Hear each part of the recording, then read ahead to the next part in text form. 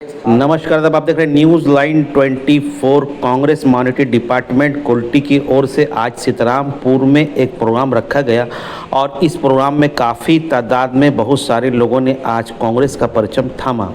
आइए तफसील रिपोर्ट के लिए आपको इस प्रोग्राम में लेकर चलता हूँ। कौन कौन ज्वाइन कर रहा है? ज्वाइन করছে তারা তো कौन कौन ज्वाइन कर रहा है?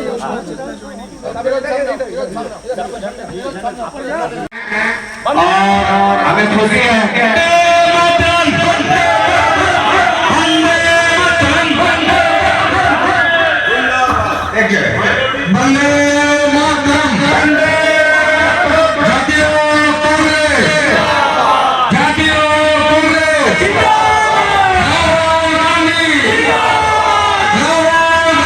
लड़ाकू नेता।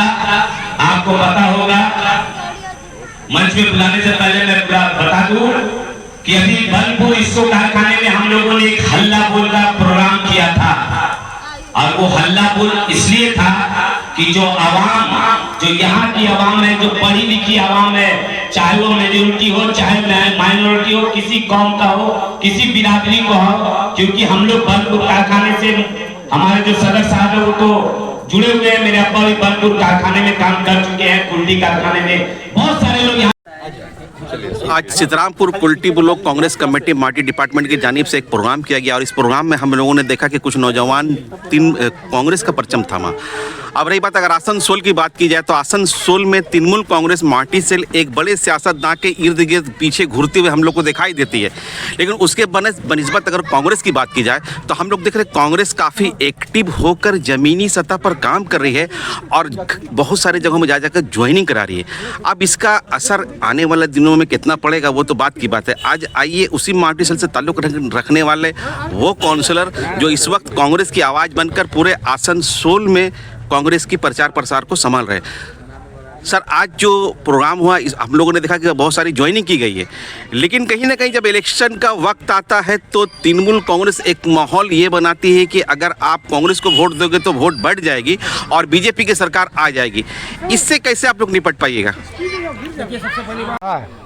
जिस तरीके से राहुल गांधी मुखर होकर करके नरेंद्र दामोदर दास मोदी और फिरका परस्त ताकतों के खिलाफ में लड़ाई लड़ रहा है, जो चोरी की सरकार, जो चोरी की सरकार वोट चोर करके बना करके बढ़ी हुई है, उसके खिलाफ में जो राहुल गांधी ने जन आंदोलन छेड़ा, उसको देखते हुए जगह जगह में इलाके में लोग ज्वाइनिंग होने के लिए तैयार है कि एक ही पार्टी है जो बीजेपी आरएसएस फिरका परस्त ताकतों से लड़ाई लड़ रही है।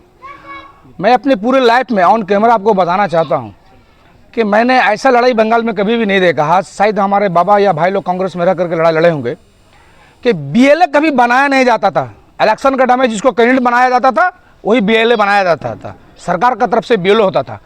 तो कांग्रेस पार्टी बंगाल में जमीनी स्तर पर लड़ाई पर उतर गई है और बीएलए सर, आप जब से चेयरमैन बने हम लोग देख रहे हैं खासकर माइनॉरिटी एरिया में बहुत सारे जो मुसलमान हैं वो कांग्रेस का परचम थाम रहे हैं और आप काफ़ी एक्टिव होते हुए दिखाई दे रहे हैं। क्या इसका असर असेंबली इलेक्शन में दिखाई देगा या फिर आप लोग भी इस बार भी जीरो रहिएगा?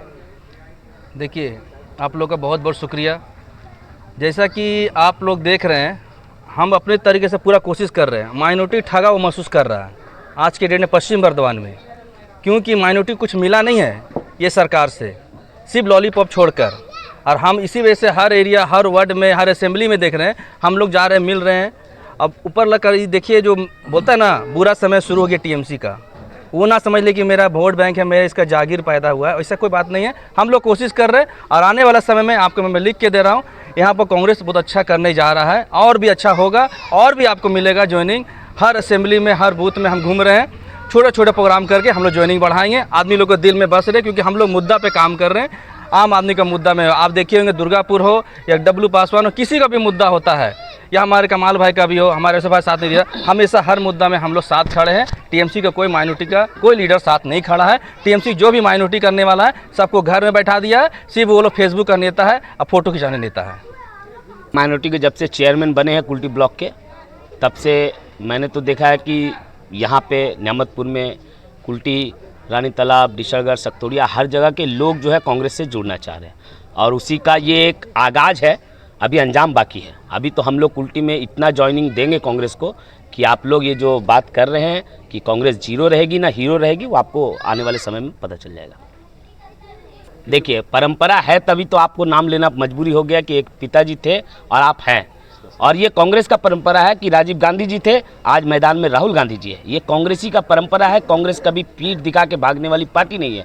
कांग्रेस ज़मीन से जुड़ के लड़ने वाली पार्टी है और इंसानियत की बात करने वाली पार्टी है। और राहुल गांधी जी जो भारत न्याय यात्रा में बोले हैं कि मोहब्बत का दुकान खोल रहे हैं। आप देख सकते हैं कि जनाब मुस्तफ़ा साहब बैठे हुए, तो एक तरफ राजेश्वर शर्मा बैठे हुए हैं, एक तरफ काजल दत्तो बैठे हुए, एक तरफ रवि यादव बैठे हुए, शाह आलम भाई है, हमारे मुनीब चाहे। तो ये एक मिनी हिंदुस्तान है।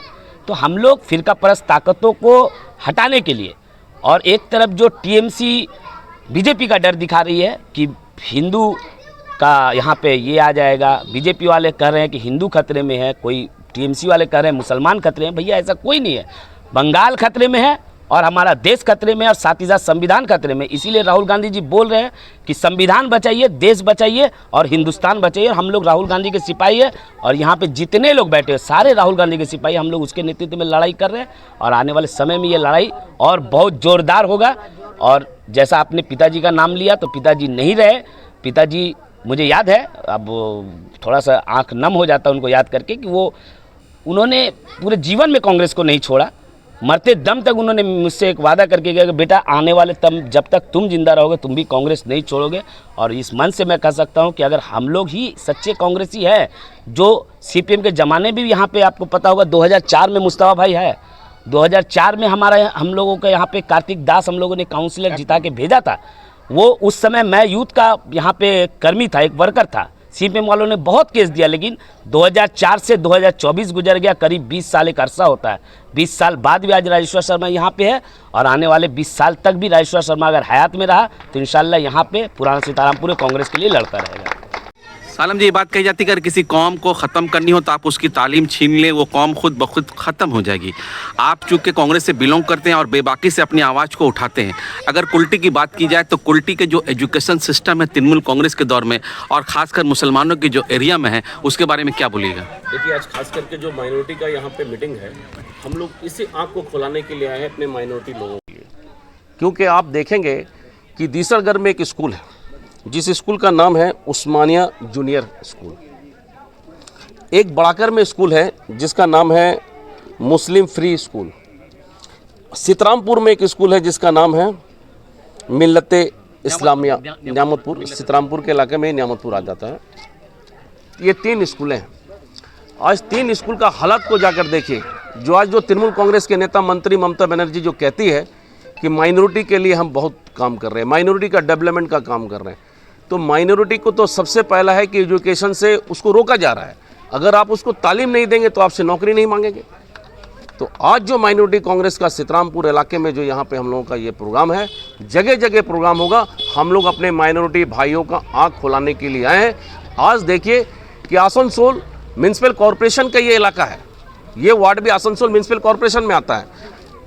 अगर इस मोहल्ले में किसी का घर है, उसका जो टैक्स होता है आसनसोल में रहने वाले का भी टैक्स बराबर होता है, चाहे मंत्री साहब का घर क्यों ना हो, चाहे वहाँ का तृणमूल कांग्रेस का कोई नेता का घर क्यों ना हो। आज अगर आप बिल्डिंग का कोई भी सैंक्शन प्लान कराएंगे अगर इस इलाके का, तो उसी जितना आपको लगेगा यहाँ का वही पैसा बराबर पैसा देना पड़ता है आसनसोल वाले का। लेकिन आसनसोल चमक रहा है, आसनसोल में रोड रास्ता में काम हो रहा है। लेकिन ये माइनॉरिटी का एरिया सीतारामपुर का इलाका इतना पिछड़ा हुआ क्यों है? आज हम लोग ये यहाँ के लोगों को बोलने आए हैं और इस इलाके को काम को लेकर हम लोग आसनसोल म्यूनसिपल कॉर्पोरेशन में जबरदस्त तरीके से हम लोग इसका आंदोलन करेंगे। है तो बंगाल में ही ज़्यादा है, क्योंकि ऑपोजिशन मतलब जो 4 पार्टी मेन बंगाल में आपको दिखाई पड़ता है, उसमें से आज का जो 15 से 35 या तो 40 का उम्र का अगर देखें तो उसमें से हर पार्टी का सत्ता सबने देख लिया है।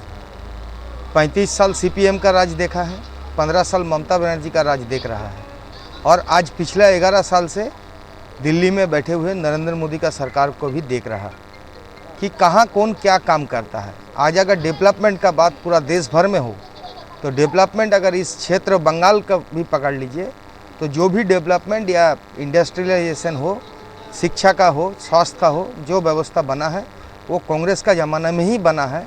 और कांग्रेस जो दे के गया है इस देश को वो दूसरा कोई पार्टी दे नहीं सकता है।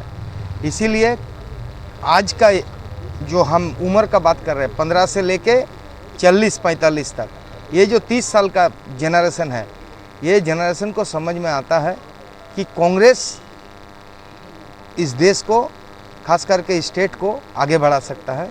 कांग्रेस में ही फ्यूचर है।